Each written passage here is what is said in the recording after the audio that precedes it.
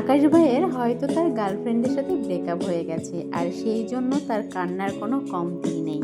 কান্না করে করে আমাদের দেশটা এক প্রকার ভাসিয়েই দিচ্ছে, কি আর করার। হ্যালো গাইস, আসসালামু আলাইকুম। কেমন আছেন সবাই? আশা করি অনেক বেশি ভালো আছেন। অনেক দিন পরে একটা ব্লগ ভিডিও নিয়ে হাজির হলাম আপনাদের সামনে। আশা করি আপনাদের অনেক বেশি ভালো লাগবে। এই বৃষ্টি মাথায় করে একটা ইমার্জেন্সি কাজের জন্য বাইরে বের হয়েছিলাম, আর বাইরে বের হওয়ার পরের অবস্থা তো আপনারা দেখতেই পাচ্ছেন, কি একটা বাজে অবস্থা। মানুষ সব পানিতে আটকে পড়েছে।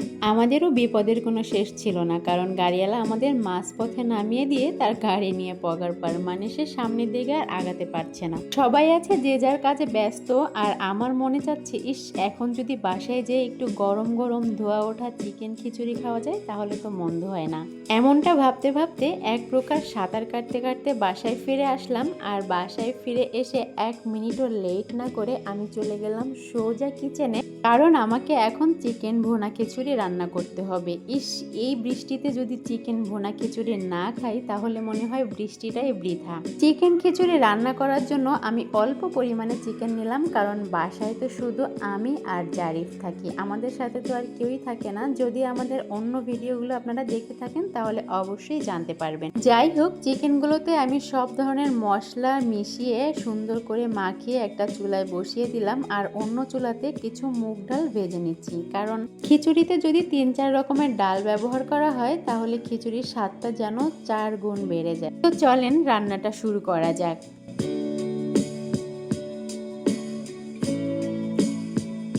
মুগ ডালের পাশাপাশি আমি এখানে বুটের ডাল আর ছোলার ডালও সিদ্ধ করে নিচ্ছি, কারণ আমি আজকে 3 রকমের ডাল দিয়ে খিচুড়িটা রান্না করব।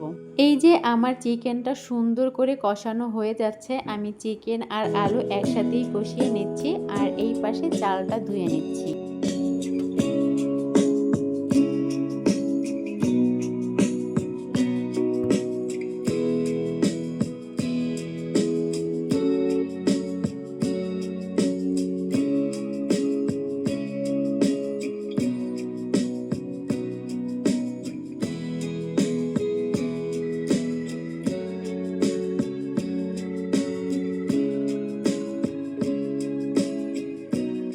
আমার চালটা অনেকটা পুরনো হয়ে গেছে, বেশ কিছুদিন আগে কেনা, বাসায় ছিলাম না বলে খাওয়া হয়নি, আর এই জন্যই চালটা পুরনো হয়ে গেছে। যাই হোক, আমি বারবার পানি পাল্টে চালটা ধুয়ে নিলাম।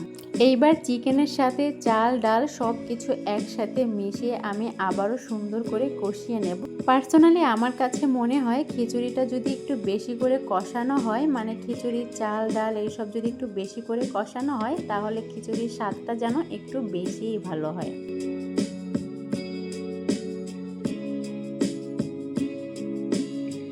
প্রথমে আমি চাল আর মুগ ডালটা কষিয়ে নিলাম, এরপরে হচ্ছে বুটের ডাল আর ছোলার ডালটাও দিয়ে এটাও একসাথে আবারও কষিয়ে নেব।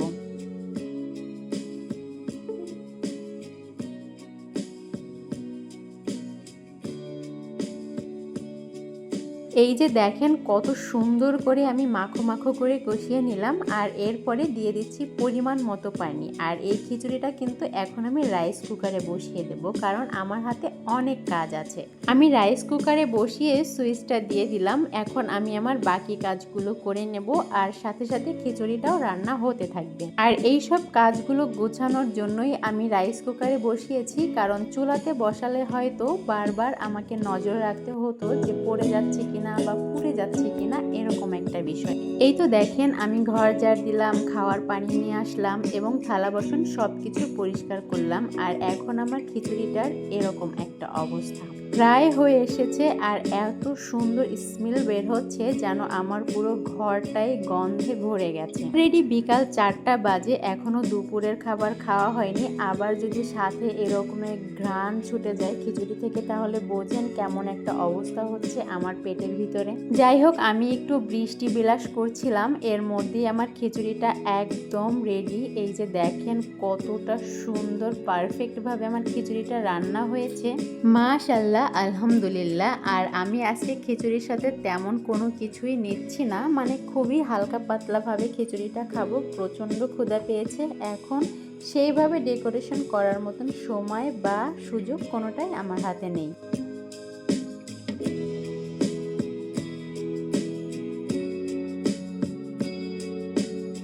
প্রথমে তো আমি আমার সোনা বাচ্চাটাকে দিয়ে ট্রাই করলাম আর তার রিভিউটা আপনারা দেখতেই পেলেন। এইবার আমি খাবো, দেখা যাক ঠিক কতটা স্বাদ হয়েছে, মানে গ্রানের মতোই স্বাদ হয়েছে কিনা সেইটা আর কি।